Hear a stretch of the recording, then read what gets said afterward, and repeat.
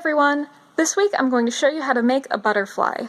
They're really simple, so they're very easy to scale up or down, and because of the way that they fold, if you have like spare bobby pins lying around, you can really easy slip one on and pin it up somewhere.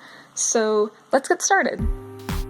I'm just using plain paper, but if you have paper with a nice pattern on one side, make sure that that goes on the bottom for now, because that way you'll be able to display it on the wings.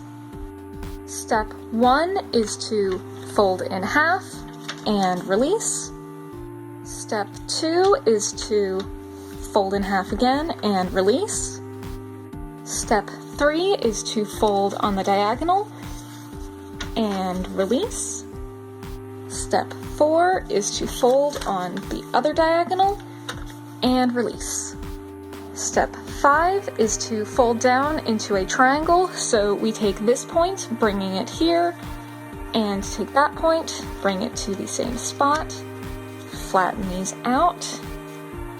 Step 6, we take the top point on here and bring it up to that point and crease hard.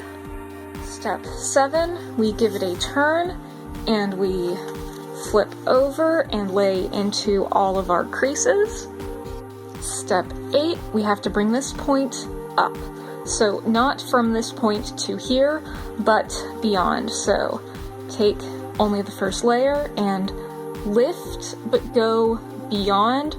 Hold that with one finger and then lay into the crease here, but do not extend it all the way to both points. So just make most of a line, but don't reach these edges. Step 9 is to lift, take this point and fold it over tightly, pressing as hard as we can before turning it over. Step 10, we need to fold everything in half.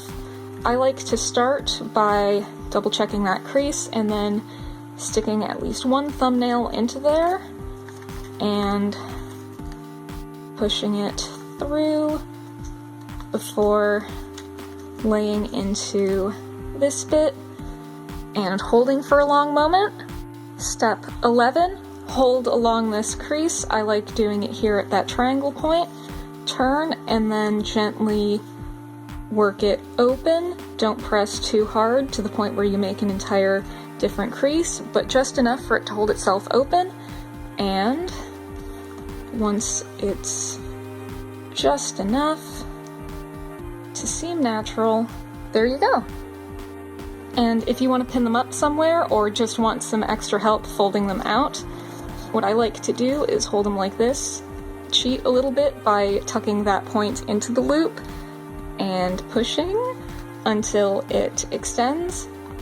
You can practice that outfold by just even holding the bobby pin and allowing it to work for you. And then to get it to pin right, tucking just until it goes like that. There you go. And it works just as well on the smaller one. So loop around that, tuck, extend, and because it's the smaller one, it works a little better at this kind of an angle. And there you go.